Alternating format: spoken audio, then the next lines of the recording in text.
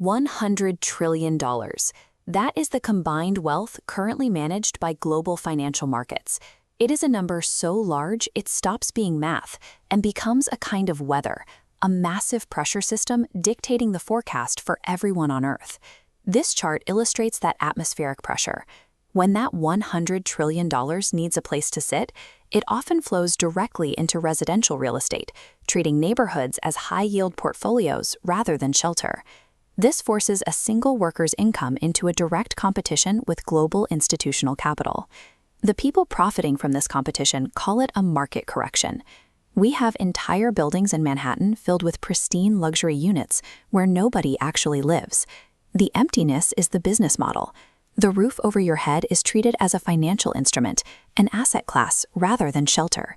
For the individuals living underneath that system, it means existing in a perpetual state of vulnerability. A retired nurse or a factory worker watches their ability to afford groceries and heat fluctuate based on forces completely out of their control.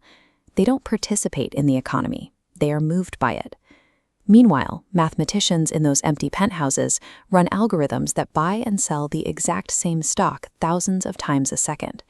They extract fractions of a cent on every transaction, vertically accumulating wealth through pure automation, turning human necessities into high-frequency bonuses. What we call a crisis is functioning exactly as designed. It is a highly efficient machine prioritizing the asset over the human being. The actual story of artificial intelligence is the transition from mere task automation to the industrialization of human capability. We are watching the automation of judgment and intuition, the traits we once thought were uniquely ours.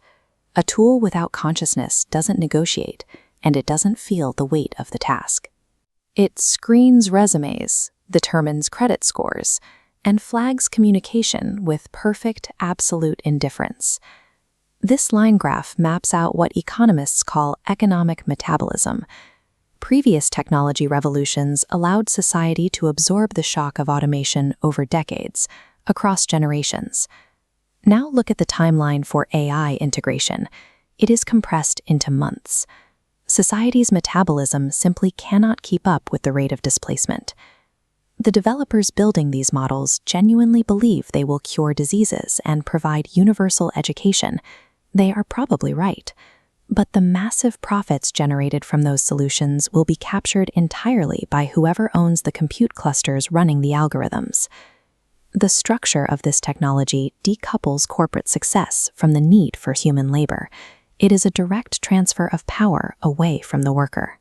Arguments over these massive economic shifts rarely end because political speech is now a content strategy. It's engineered into seasons and cliffhangers to keep populations constantly engaged in tribal conflict. While entire ecological systems break down, the algorithm serves us something else entirely. Marine biologists are currently taking final photographs of dead, bleached reef systems. Yet, on the exact days these irreversible thresholds are crossed, the dominant internet search usually involves two celebrities arguing at an award show. This happens because people are exhausted. They need relief from an unbearable reality, and platforms supply that relief frictionlessly. The algorithm feeds us low-stakes opinions because being right in a comment section feels safe. In the background, global supply chains are physically restructuring. A new tariff increases the cost of cheap shoes and washing machines for the families who can least absorb the hit. But these trade wars are presented to us as 12-second televised moments, designed to generate anger rather than understanding.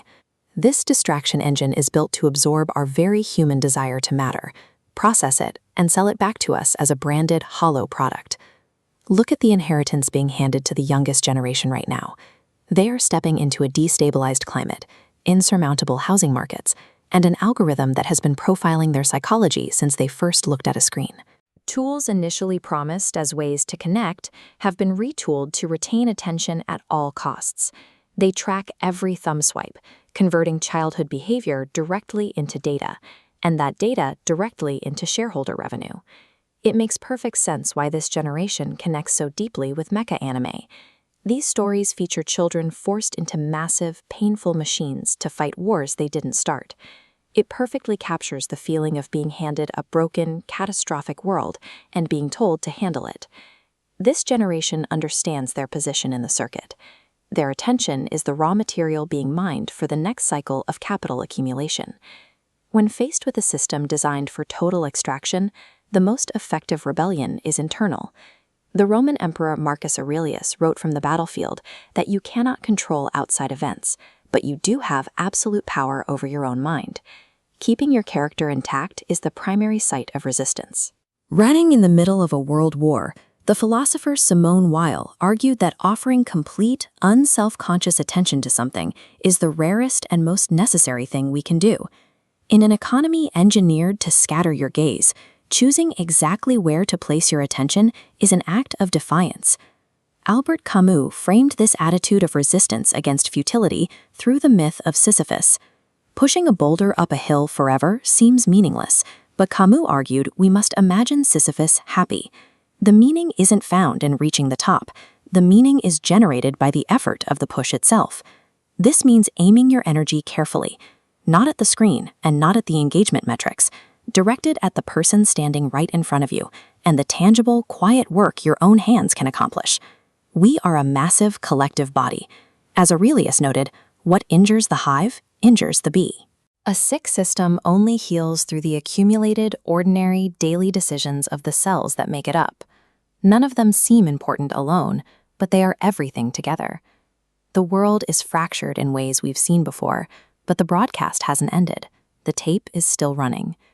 The ultimate act of rebellion is to find your rock, plant your feet, and push.